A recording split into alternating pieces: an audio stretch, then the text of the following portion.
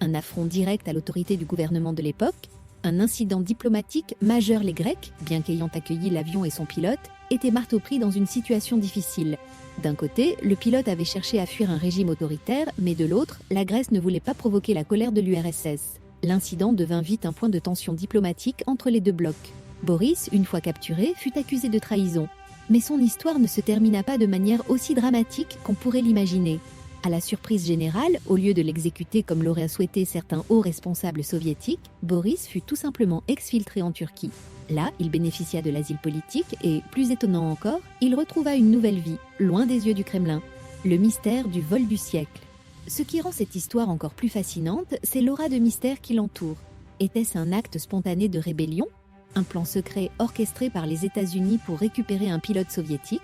Un simple coup de chance ou un destin inéluctable ? Personne ne sait vraiment. Le vol du siècle en Russie reste un épisode marquant de l'histoire de la guerre froide, un moment où un seul homme a osé défier l'une des plus grandes puissances mondiales.